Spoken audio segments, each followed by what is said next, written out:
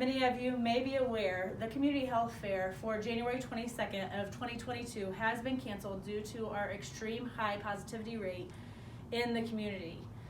Sarah and I are here with you today. Sarah is our monoclonal antibody infusion nurse, and we have been providing infusions, well, for over a year now, but for the last 8 weeks, pretty steadily heavy. And we have a lot of information that we would just like to provide to you as a community. So we just want to start out by saying, if you're having any symptoms of COVID-19, which may include allergy type symptoms, or some people think that they have a sinus infection. We've had severe fatigue, nausea, vomiting, diarrhea. Sarah, can you think of any other symptoms? Loss of appetite, maybe more of the body aches, fever, chills, those types of things. Yes. So if you're having any of those symptoms at all, please stay home, first and foremost.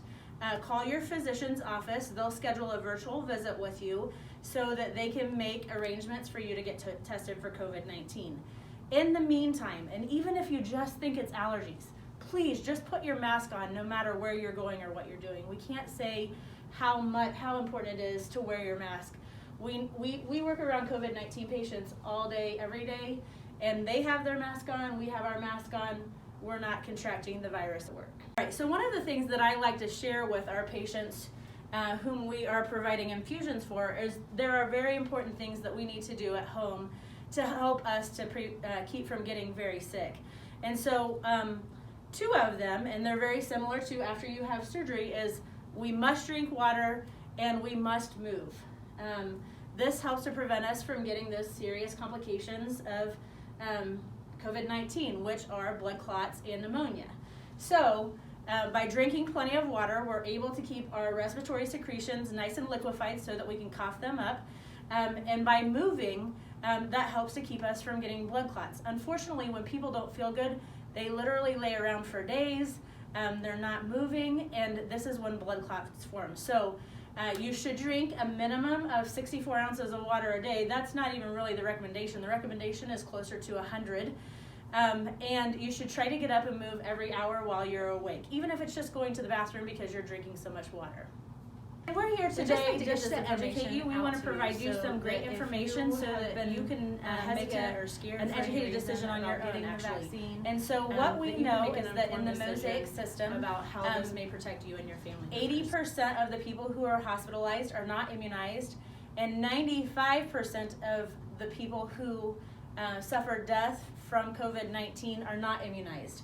So what we want to say to you is we just want to give you a little bit of information about the immunization, actually. So we've had patients here in our infusion clinic. They're like, well, I just don't feel like I'm very well educated. All I hear is what my friends and family tell me or what I see on social media.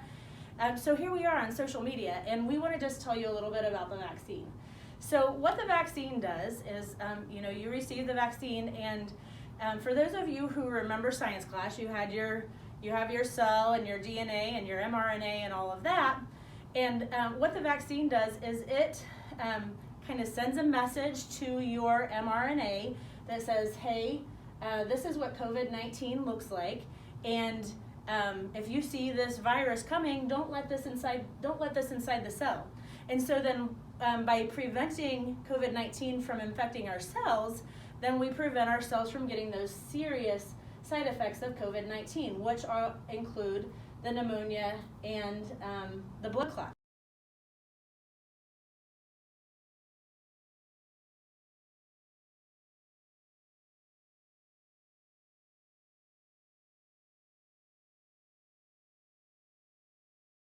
In the event that you have had the monoclonal antibody infusion, or you have actually had COVID and not had the infusion, there are a couple things to consider.